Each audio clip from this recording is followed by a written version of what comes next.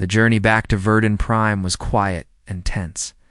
The students sat in small groups, whispering among themselves and stealing nervous glances at Jake. He had returned to his usual seat, reading quietly from a datapad, but everything about him seemed different now. Lisa watched him from across the transport cabin. Jake looked exactly the same as he had before. Same brown hair, same soft features, same gentle expression. But now she knew what those hands were capable of. She had seen what those calm eyes could calculate in seconds. Amy sat pressed against the window, as far from Jake as she could get. "I can't believe we ate lunch with him," she whispered. "We invited him to our study groups. He saved our lives," Marcus pointed out, though his bark was still dark with stress. "If he hadn't stopped those pirates, we might all be dead." "But the way he did it," Ben said, his water form rippling with unease. "He killed them like it was nothing, like stepping on insects." Professor Velthus had been quiet for most of the journey, her crystal form dim with deep thought. Finally, she stood and walked to where Jake was sitting. "May I join you?" she asked. Jake looked up from his reading and smiled.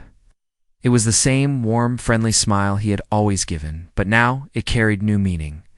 "Of course, Professor." She sat down carefully, choosing her words with care. "I need to understand something, Jake. When you applied to our academy, did you lie about your intentions?" Jake set down his datapad and considered the question seriously. "No, Professor. I came here because I genuinely want to learn about peaceful cooperation between species. That's the truth." "But you knew what you were capable of course." Jake's voice was matter-of-fact. "Every human knows what they're capable of. Have to know. It's part of our survival programming." Professor Velthus flickered with confusion. "Survival programming?" Jake nodded. "Humans are constantly aware of threats, escape routes, potential weapons, and tactical advantages. We can't turn it off any more than you can stop your crystals from growing. It's just how our minds work." "So when you were being friendly with the other students, you were also evaluating them as potential threats?" "Not threats," Jake corrected gently. "I was learning about them, understanding their capabilities, their weaknesses, their needs. But not because I wanted to hurt them, because I wanted to understand how to work with them effectively."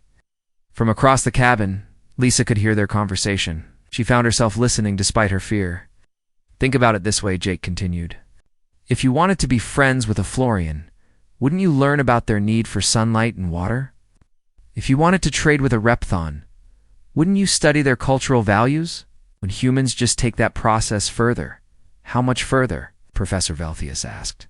Jake was quiet for a moment. "We know that Zephyrians become sluggish in low-light conditions.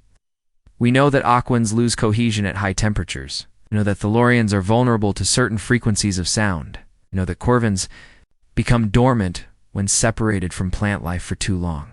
The professor's crystal form began flickering rapidly. "You're talking about military intelligence?" "No," Jake said firmly. "I'm talking about basic information that any human child learns in school. We study other species the same way we study Earth animals, not to hunt them, but to understand how to coexist safely." "Safely for whom?" Professor Velthus asked.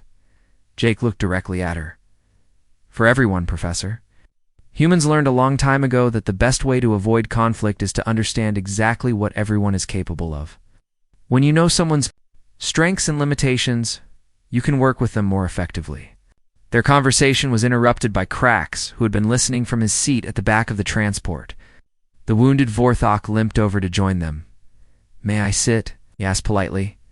Professor Velthus nodded, though she looked uncomfortable having both predators near her. Krax settled his massive form into a seat that creaked under his weight. "Human Jake speaks truth," he said. "My people have legends of Deathworlders. We thought they were myths." "What kind of legends?" Jake asked, seeming genuinely curious. "Stories of beings who could hunt the hunters, who could track Vorthok across star systems and defeat them, not with strength, but with patience and intelligence." Krax looked at Jake with something like respect. "We thought such creatures could not exist." "What changed your mind?" Professor Velthus asked. Krax gestured to the healing burn marks on his scales. "I fought 6 pirates with weapons and armor. I am trained warrior, born predator. They defeated me easily. He looked at Jake. You fought 8 pirates with better weapons. You had no armor, no training visible to me, yet you won without injury. Jake shook his head. I had plenty of training. Cracks. Every human does. We just don't call it training. What do you call it? The Vorthok asked. Education, Jake replied. We learn history, which teaches us about conflict and strategy.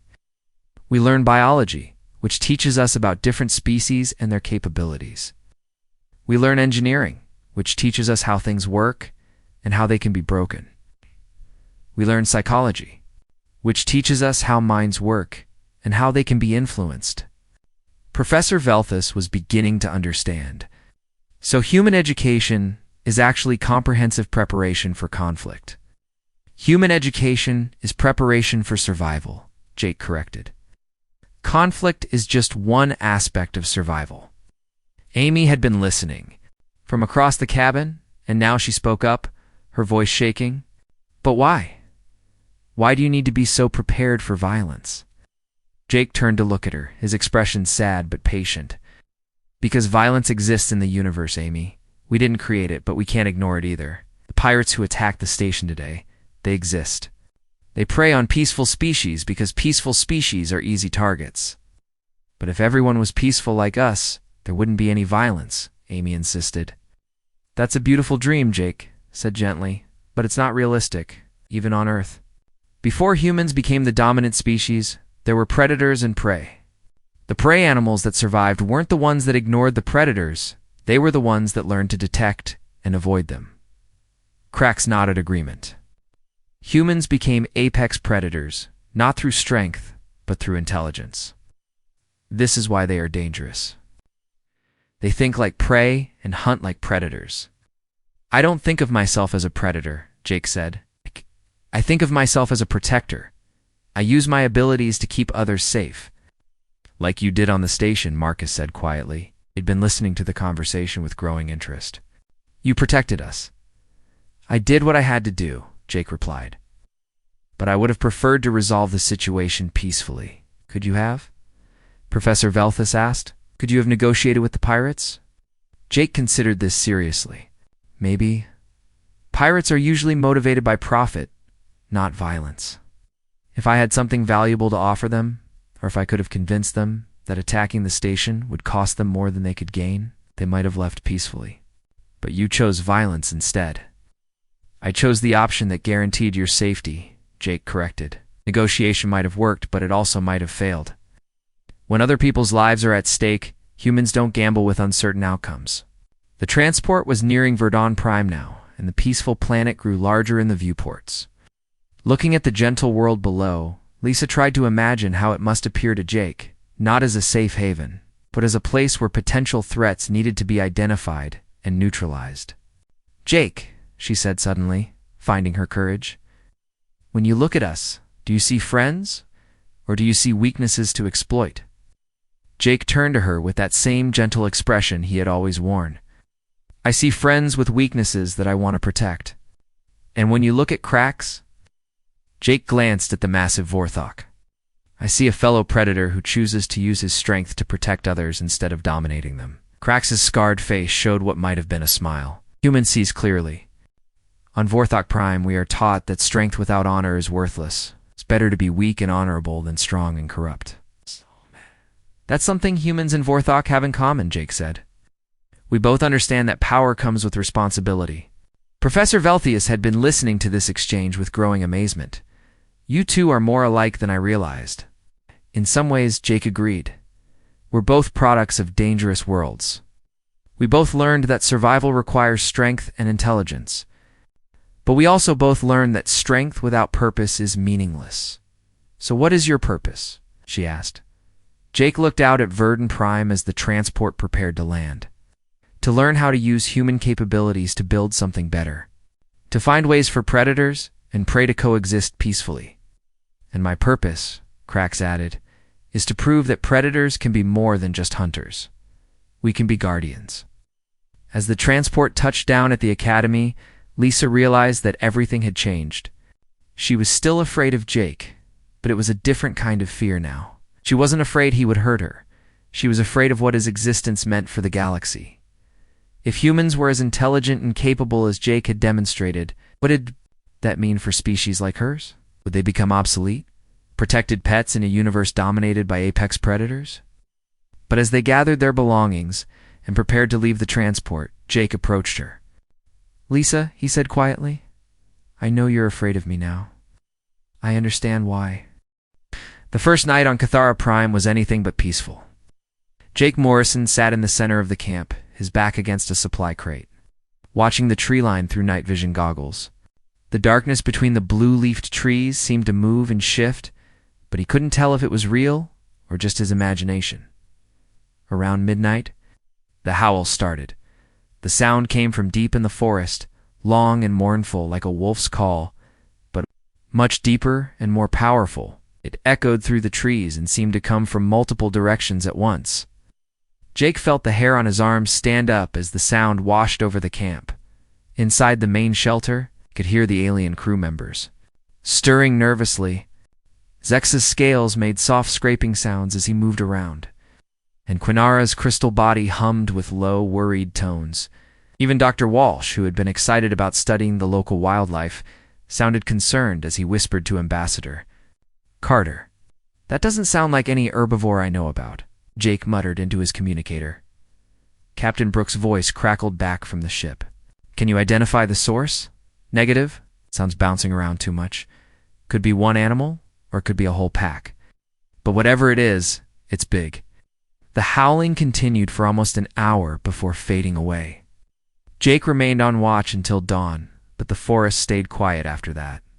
When the sun came up, painting the blue leaves with golden light, everything looked normal again. Dr. Walsh emerged from the shelter, looking tired but curious. "Did you record those vocalizations? I've never heard anything like them in any database." "Recorded everything," Jake replied, removing his night vision gear. "But I'm more interested in what made them than how they sound." During the morning, Dr. Walsh set up his remote sensors around the perimeter of the camp. The devices were small and quiet, designed to monitor wildlife without disturbing it. He placed them carefully in the trees, explaining to Jake how they worked. "These will detect movement, body heat, and biosignatures," he said, attaching one to a tree trunk. "If anything larger than a rabbit comes within 50 meters of our camp, we'll know about it." Jake nodded but kept studying the forest. The scratches he had found the day before were bothering him. He had measured them again that morning and confirmed his worst fears. Whatever had made those marks had claws longer than his fingers and was strong enough to tear deep grooves in hardwood. Ambassador. Carter spent the morning reviewing her negotiation materials and preparing for the trade talks. The actual alien representatives they were supposed to meet wouldn't arrive until the next day, giving them time to settle in and study the local environment. "Any concerns about security?" she asked Jake during lunch. "Always concerns," Jake replied. "Honestly, but nothing specific yet. Just keeping my eyes open." Zexai was sitting nearby, eating something that looked like small silver pellets from a container. His large yellow eyes were constantly moving, watching the forest around them. "My people evolved as prey animals," he said suddenly. "We developed excellent hearing and eyesight to detect predators. This world feels ... dangerous." "How dangerous?" Jake asked. The reptilian alien's head tilted as he considered the question. "Like a world where something hunts regularly. The pheromone traces in the air suggest large carnivores, though I cannot identify the specific species." Quinara's crystal body pulsed with nervous orange light. "My sensors also detect unusual chemical signatures. This planet has predators that are not in any of our databases." Dr. Walsh looked up from his equipment. "The sensors aren't picking up anything right now. Maybe the creatures are deeper in the forest and don't come near open areas." Jake wasn't convinced. In his experience, predators went wherever they needed to go to find food. If there were large carnivores on this planet, an open clearing with strange new creatures would be very interesting to them. The second night proved him right. This time, the howling started earlier and came from much closer. Jake was on watch again, but now all the sensors Dr. Walsh had placed were active. The scientist sat beside him, monitoring the readings on his portable display. Movement, Dr. Walsh whispered, pointing at his screen. Something large about 30 meters north of camp. Jake raised his night vision goggles and looked toward the forest. At first he saw nothing but trees and shadows, and something moved. Between the trunks, something big enough to make the bushes shake as it passed. There, Jake pointed. You see it? Dr. Walsh adjusted his sensors. Biosignature is ... enormous. Whatever that is, it's at least twice the size of an earth bear. The movement stopped.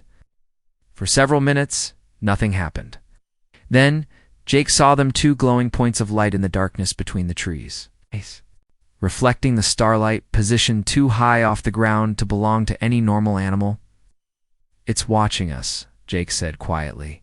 The eyes moved slowly from left to right, as if the creature was studying their camp. Jake could feel intelligence. Behind that gaze, a calculating awareness that made his blood run cold. This wasn't just a dumb animal wandering through the forest. This was a predator deciding whether they were worth hunting. Inside the main shelter, Zexy made a low hissing sound. I can smell it now. Carnivore. Large carnivore. Ambassador Carter emerged from the shelter, despite Jake's hand signals, telling her to stay inside. What's happening? We've got company, Jake replied, not taking his eyes off the glowing points in the forest. Something big, and it's been watching us. The creature moved again, circling their camp at a distance. Jake could track its progress by the way the eyes appeared and disappeared behind different trees. It was testing their perimeter, looking for weaknesses. Should we call for backup from the ship? Dr. Walsh asked. Ship's too far away to help? Quickly, Jake replied. Besides, it's just one animal. It's probably just curious. He was wrong about that. As the night went on, more eyes appeared in the forest. First one pair, then two, then three.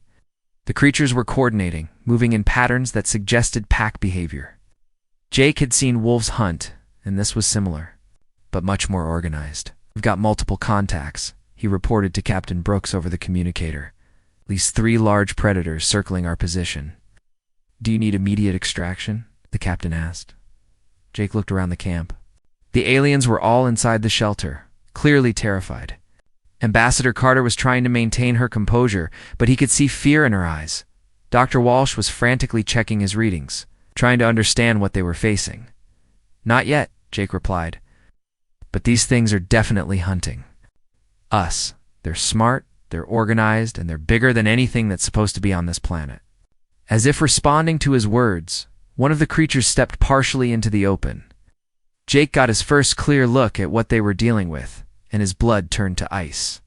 The thing was massive, standing nearly 12 feet tall on 6 powerful legs. Its body was covered in what looked like black armor plating, with glowing blue stripes running along its sides. Multiple eyes reflected the starlight, and when it opened its mouth, Jake could see rows of teeth longer than knives.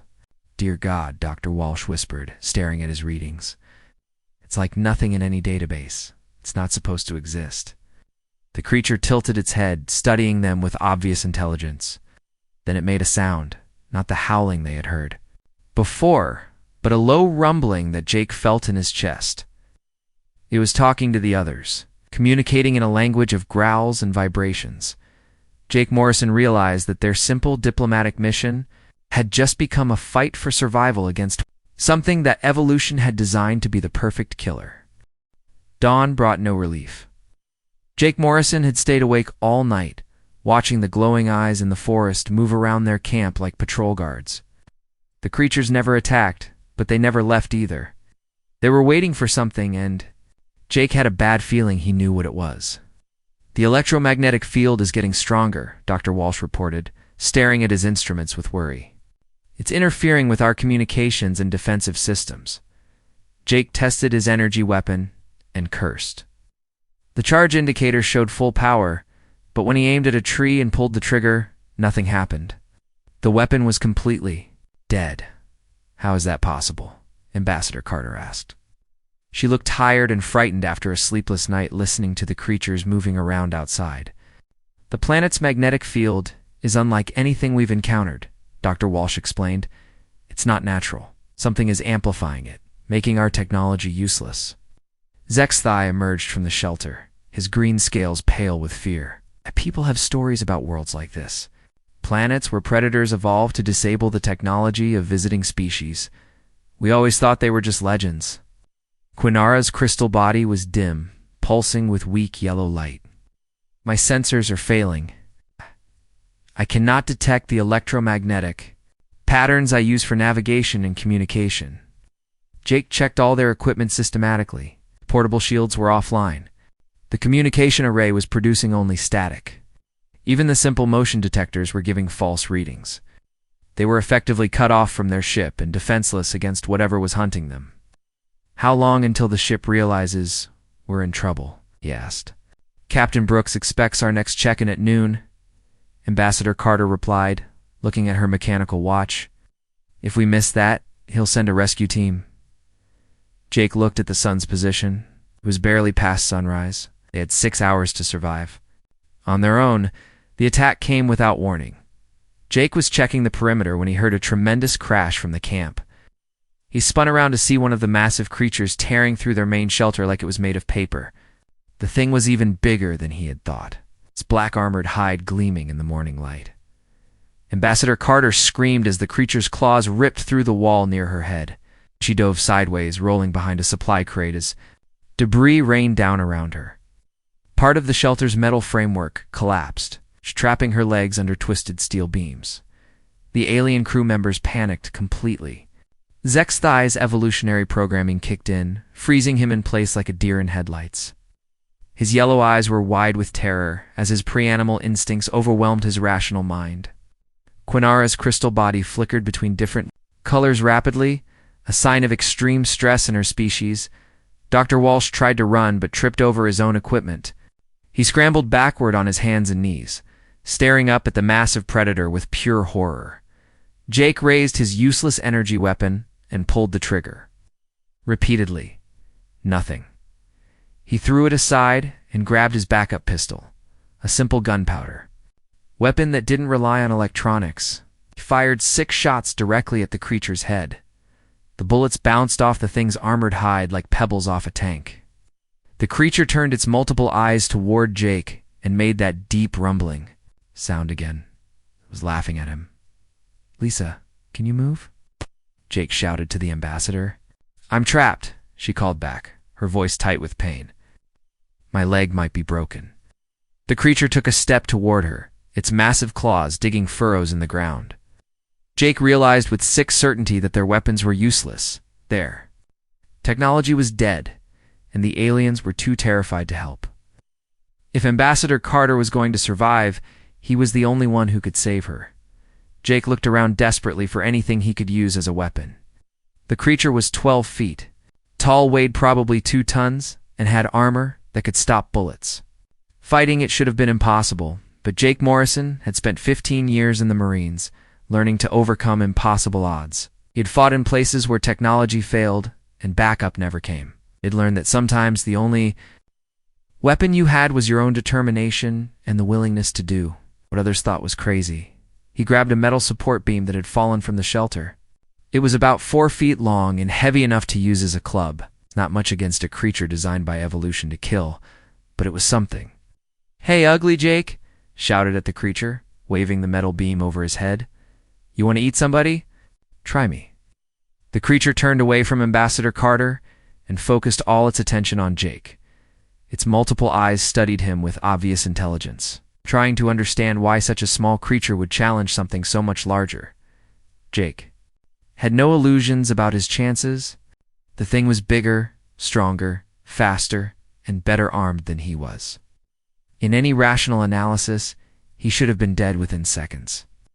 But Jake Morrison had never been entirely rational when it came to protecting people under his care. The creature moved toward him with surprising speed for something so large. Its 6 legs carried it across the clearing in huge bounds, claws extended and mouth open to show rows of knife-like teeth. Jake waited until the last possible second, then threw himself sideways. The creature's momentum carried it past him, and he swung the metal beam as hard as he could at what looked like a joint in its rear leg.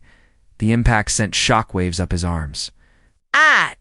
but the beam bounced off without leaving a mark. The creature spun around with fluid grace and lashed out with one massive claw.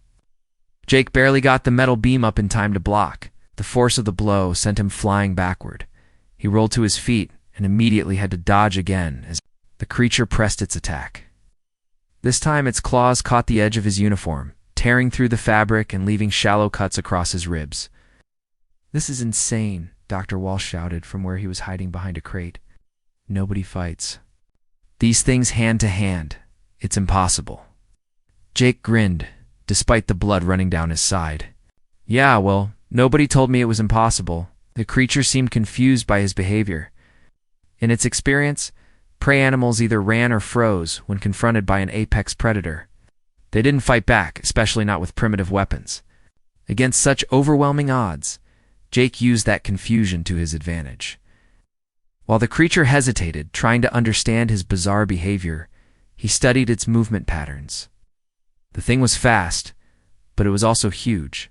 It took time to change direction, and its size made it awkward in close quarters. He feinted left, then rolled right as the creature lunged. This time, instead of trying to hit its armored hide, he aimed for its eyes. The metal beam struck one of the smaller eyes on the side of its head, and the creature roared in pain and anger. Green fluid leaked from the damaged eye. The creature's movements became less coordinated. Jake had found something that could hurt it, but he had also made it very, very angry. The creature's next attack was pure fury. It abandoned any attempt at precision and simply tried to crush him with overwhelming force. Jake barely escaped as massive claws tore chunks out of the ground where he had been standing. He was getting tired. The creature was learning to anticipate his movements. Sooner or later, those claws were going to connect, and when they did, the fight would be over. Jake Morrison looked at the trapped ambassador, the terrified aliens, and the massive predator that wanted to kill them all. He tightened his grip on the metal beam and prepared to do something that every rational being in the galaxy would consider completely impossible. Jake Morrison had been in difficult fights before, but nothing like this. The massive creature circled him like a cat playing with a mouse, its multiple eyes tracking his every movement. Green blood still dripped from the eye he had damaged, but it only seemed to make the thing more dangerous. The creature lunged again, faster this time. Jake rolled sideways, but one of its claws caught his shoulder, tearing through muscle and leaving deep gashes. Pain shot down his arm, and he nearly dropped the metal beam. Blood soaked through his torn uniform. "Jake, get out of there, Ambassador." Carter shouted from where she was trapped under the debris. "You can't win this fight." But Jake wasn't thinking about winning anymore. He was thinking about survival, about keeping this thing busy long enough for help to arrive, about making sure his people lived through this nightmare. The creature's next attack was different. Instead of using its claws, it tried to ram him. With its massive head, Jake saw it coming and did something completely unexpected. Instead of dodging away, he ran straight toward the creature and dove between its front legs. The move caught the predator completely off guard. Jake found himself underneath the massive beast, looking up at its armored belly. It seconds before. It recovered from its surprise, and he used them well. The metal beam in his hands wasn't sharp, but driven with enough force into the right spot, it didn't need to be. Jake found what looked like a gap in the armor plating and drove the beam upward with all his strength. The creature roared in pain and reared up on its hind legs, trying to shake him off. Jake held onto the metal beam and let the creature's own movement drive it deeper. More green blood poured down, covering his hands and making his grip slippery.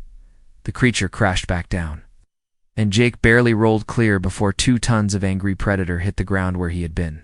But now he was weaponless. The creature was wounded and furious.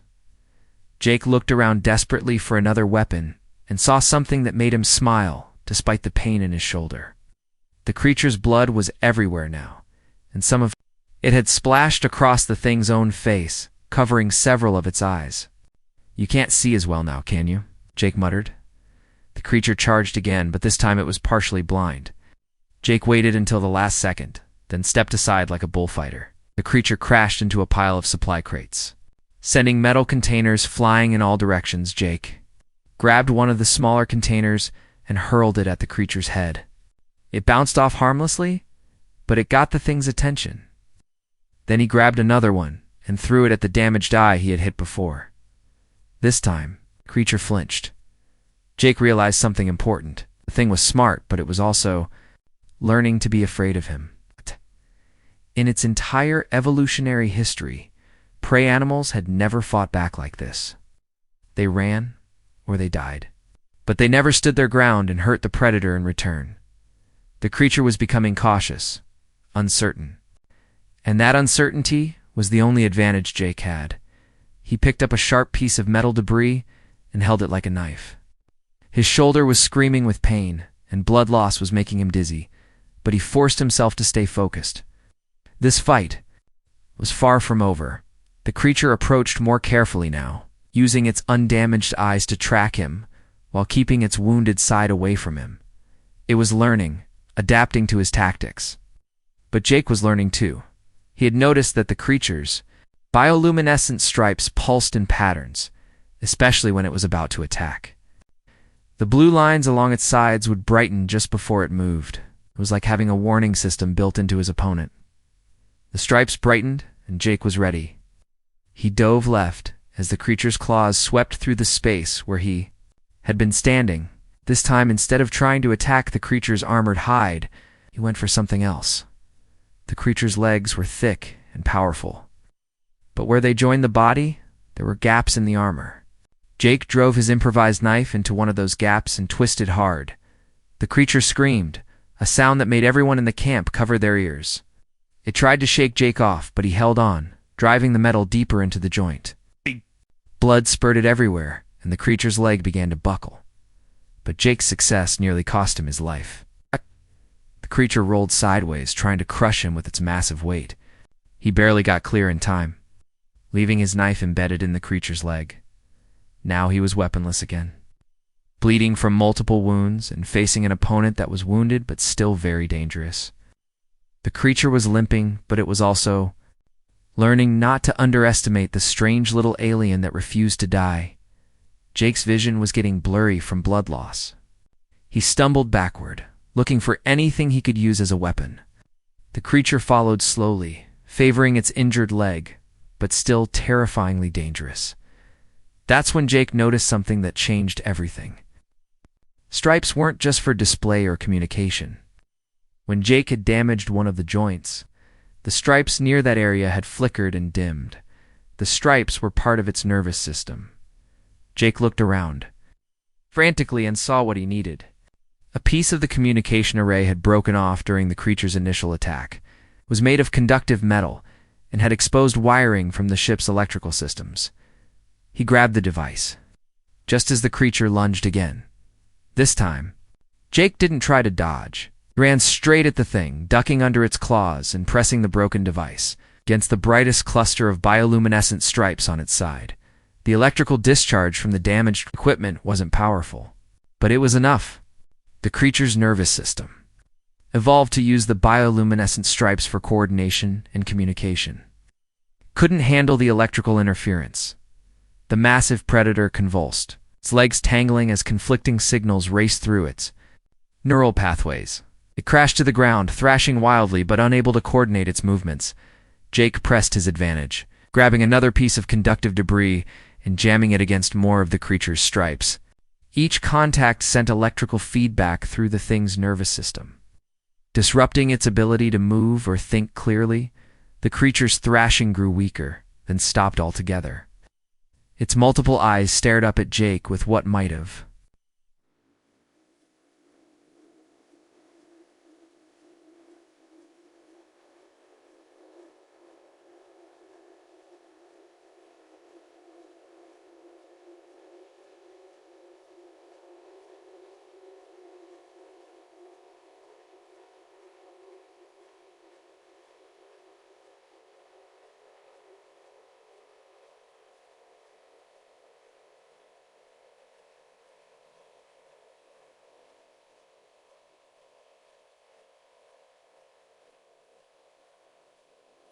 while the bender.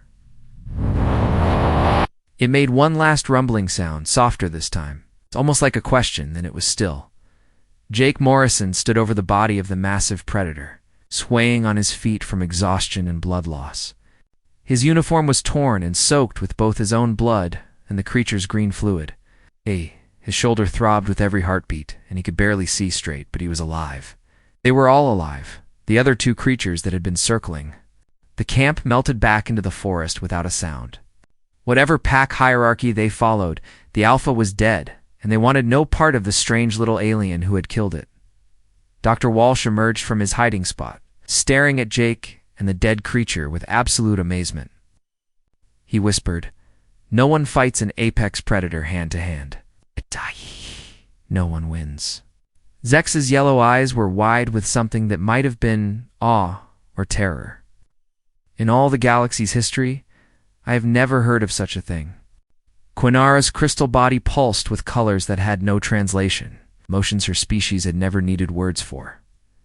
Jake Morrison, bleeding and exhausted, looked down at the creature he had killed with nothing but determination and improvised weapons. He had done something that every other species in the galaxy would consider impossible, and somehow it made it look almost easy.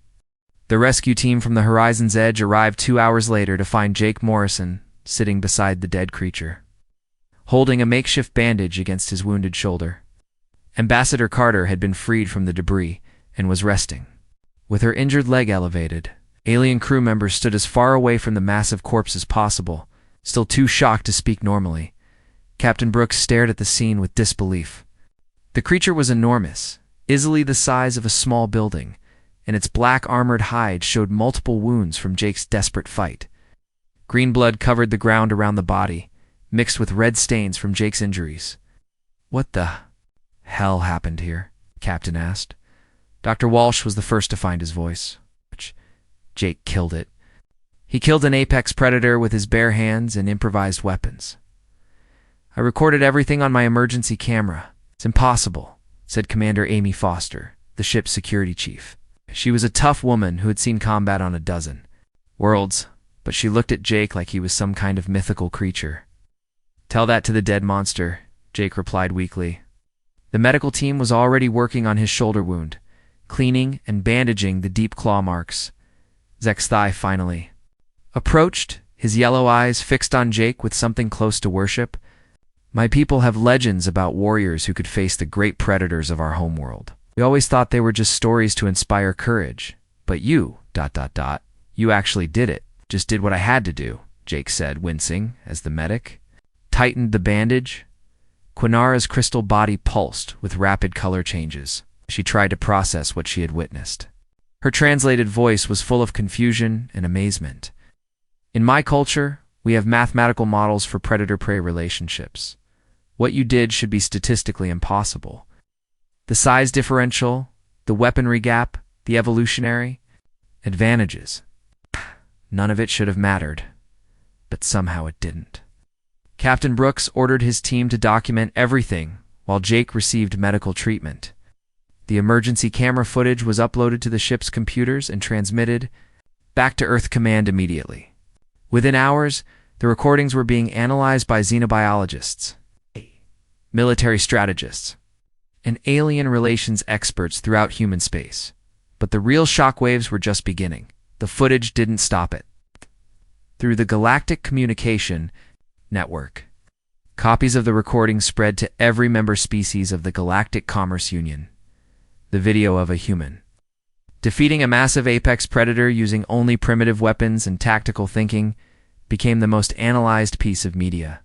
In galactic history, on the Vorthok homeworld, Zexthius people watched the footage in stunned silence.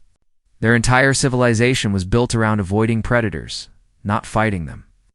The concept of deliberately engaging such a creature in close combat was so foreign to their thinking that many of them simply couldn't understand what they were.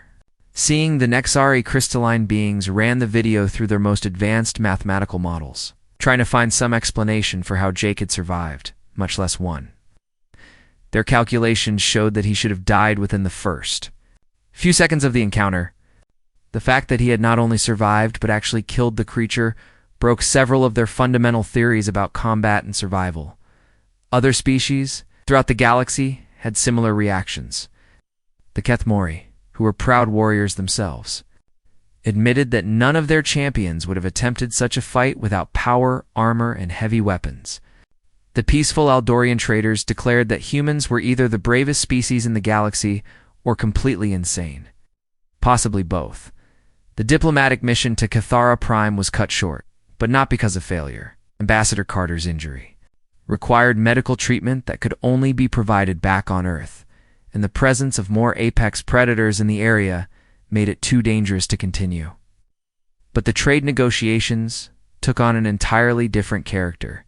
Instead of humanity seeking acceptance as a junior member of the galactic community, the aliens were now approaching humans with a mixture of respect and caution. Word spread quickly through the trading networks that humans were not just another spacefaring species, but something unprecedented and potentially dangerous. Back on Earth, Jake Morrison found himself thrust into a spotlight he never wanted. Military commanders wanted to study his tactics. Scientists wanted to understand how human psychology allowed him to attempt something so apparently suicidal. Reporters wanted to interview the man who had changed humanity's reputation across the galaxy. "I just did my job," Jake told the debriefing committee at Earth Command headquarters. "My job is to protect the people under my care. Everything else is just details." General Patricia Kane, the head of Earth's military forces, leaned forward. In her chair, "Son, do you understand what you've accomplished? You've single-handedly changed how every alien species in the galaxy views humanity. Is that good or bad?" Jake asked. "That remains to be seen," the general replied. "But it's definitely different." The recordings from Cathara Prime were being studied by alien military strategists throughout the galaxy. Human tactics, which had always been considered crude and primitive compared to advanced alien warfare, were suddenly being reevaluated. The idea that humans would willingly engage superior opponents using inferior weapons was forcing a complete rethink of military doctrine. On the Targash military academies, instructors were showing the footage to cadets as an example of the unpredictable nature of human combat thinking. The Targash had fought humans in 3 different conflicts, and won each time through superior technology and numbers. Now they were wondering if they had simply been lucky that none of those humans had been like Jake Morrison, the Zenith Collective. A group of highly advanced machine intelligences ran millions of combat simulations trying to duplicate Jake's victory. Their conclusion was that his success had depended on factors that their logic systems couldn't quantify: willpower, adaptability, and the apparently uniquely human ability to find solutions that no rational analysis would suggest. Dr. Walsh published his report on the Kithran Apex Stalker, but most of the scientific community was more interested in his observations about human combat behavior. His analysis of Jake's fighting style became required reading at military colleges throughout human space. "Humans don't fight like other species," he wrote. "They don't rely primarily on superior technology or evolutionary advantages. Instead, they adapt constantly during combat, turning their environment and even their opponent's strengths against them. Most remarkably, they seem to view overwhelming odds not as a reason to surrender, but as a tactical problem to be solved." Ambassador Carter recovered from her injuries and returned to diplomatic service. But she found her job fundamentally changed. Alien species that had previously ignored humanity or treated them as minor players were now requesting formal meetings. Some wanted to establish closer ties with such a formidable species. Others were clearly concerned about the potential threat humans might pose. "Before Cathara Prime, we were just another young spacefaring race looking for our place in the galaxy," she reported to the diplomatic corps. "Now, we're seen as something unique and potentially dangerous. Every negotiation starts with the unspoken question of what humans might be capable of if pushed too far." The footage from the planet's surface had been edited and broadcast throughout the galaxy, but the full recording remained classified by Earth Command. The complete video showed not just Jake's victory, but the reactions of the alien crew members. Their terror, confusion, and ultimate awe provided insights into how other species viewed human combat capabilities. Years later, when historians looked back on the Cathara Prime incident, they would mark it as the moment when humanity stopped. being seen as newcomers to galactic civilization and started being viewed as something far more significant. Jake Morrison had done more than kill an apex predator with his bare hands. He had announced to the entire galaxy that humans were species that could turn any situation into a fight they could win, no matter how impossible the odds appeared to be. And that changed everything.